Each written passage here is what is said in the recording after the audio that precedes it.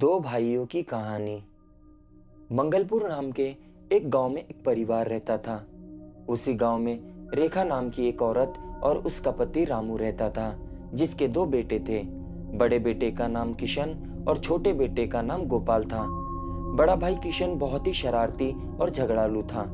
वहीं छोटा भाई गोपाल बहुत ही होशियार और शांत स्वभाव का बच्चा था। किशन की उम्र 11 साल और गोपाल की उम्र 8 साल थी। उनके पिता रामू अपने दोनों बच्चों से बहुत ही प्रेम करते थे। रामू एक किसान थे और वे बहुत गरीब परिवार से थे। एक रोज रामू किसी काम के चलते अपने मंगलपुर गांव से शहर गए हुए थे। उसी रोज सुबह सवेरे उनका बड़ा बेटा किशन, जो कि बहुत शरारती था, वो अपने छोटे भाई गोपाल के साथ गांव के करीब जंगल में घूमने गया।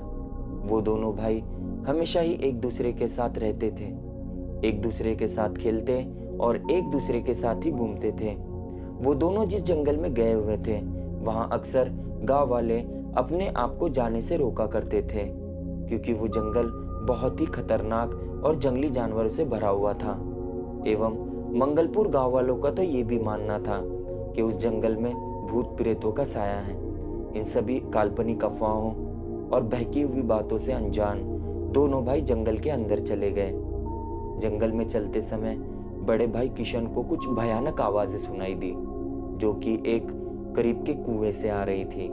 करीब जाने पर जब किशन ने कुएं में झांका तो उसका पैर फिसल गया और वे कुएं के अंदर गिर पड़ा। कुएं में गिरने के बाद किशन जोर जोर से चिल्लाने लगा।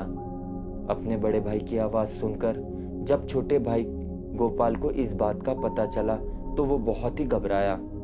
गोपाल ने अपने आसपास देखा और मदद के लिए चिल्लाया, लेकिन वहां आसपास कोई नहीं था जो गोपाल की मदद कर सकता था। गोपाल इस वीरान जंगल में अपनी मदद ना मिलने पर बहुत निराश होने लगा और उसे अपने बड़े भाई की चिंता सताने लगी। गोपाल डरा हुआ था।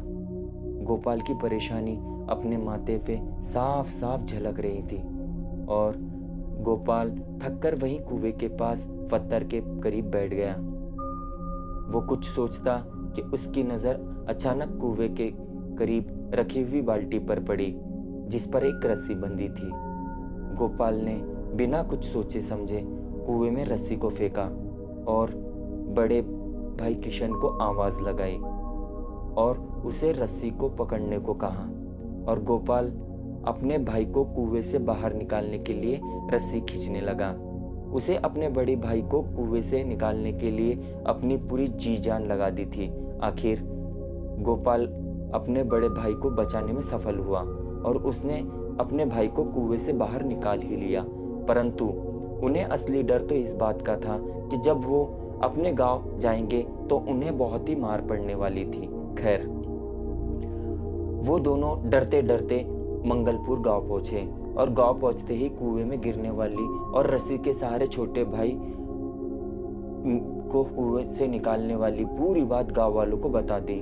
लेकिन गांव वालों ने उनकी एक बात का विश्वास ना किया और गांव वालों ने दोनों भाइयों के ऊपर हंसने लगे और टिप्पणी करने लगे कि बताओ भला 8 साल का बच्चा 11 साल के बच्चे को रस्सी के सहारे कैसे बाहर निकाल सकता है। उसी हंसी मजाक वाले माहौल में एक बहुत ही बुजुर्ग शख्स बैठे हुए थे, जो उनकी बात को बहुत ही शांति और सुकून से सुन रहे थे। उन्हें गोपाल की बात पर भरोसा था, मानो जैसे किशन को रस्सी से ऊपर खींचता देख उन बुजुर्ग ने खुद अपने आंखों से देखा हो। उन्हें सब गांव वाले रहीम चाचा के नाम से पुकारते थे। रहीम चाचा गांव के सबसे समझदार और बुजुर्ग में से एक थे। वे बहुत ही नर्म मिजाज और शांत स्वभाव के बुजुर्ग थे।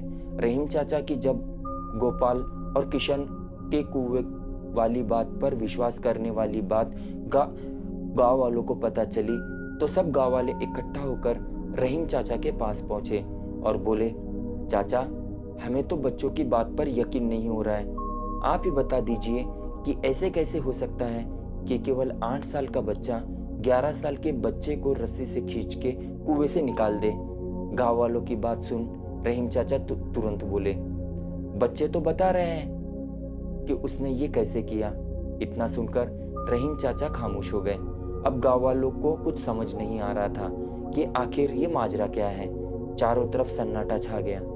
सारे गांव वाले अपने आसपास लोगों को देखने लगे, मानो वो सोच रहे थे कि हम सवालों का समाधान ढूंढने आए थे, और रहीम चाचा ने उन्हें और ज़्यादा सवालों में उलझा दिया।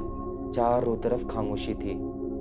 लोग रहीम चाचा की तरफ आश्चर्य से देख रहे थे कि कुछ देर बाद रहीम चाचा मुस्कुराए और बोले, सवाल ये नहीं है कि गोपाल ने ये कैसे किया, सवाल ये है कि वो ये कैसे कर पाया, और इसका मात्र एक ही जवाब।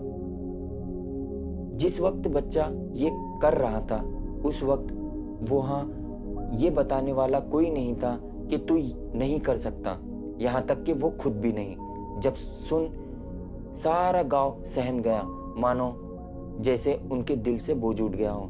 रहीम चाचा की इस सूझबूझ से गोपाल को अपने गांव वालों के प्रति बहुत ही प्यार और सम्मान मिला, और वे दोनों अपने घर गए और वचन लिया कि आइंदा वो कभी उस जंगल में नहीं जाएंगे। ये कहानी हमें बताती है कि जिंदगी परीक्षा लेती है, पर निर्णय परिस्थितियों को देखकर ही लेना पड़ता है।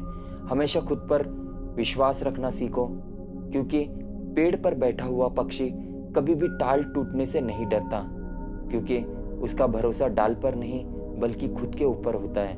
हम आशा करते हैं ये कहानी आपको पसंद आई होगी। धन्यवाद। अगर आपको हमारी वीडियो पसंद आई होगी तो हमारी वीडियो को लाइक करें, सब्सक्राइब करें और हमारी वीडियो को शेयर करने से ना भूलें।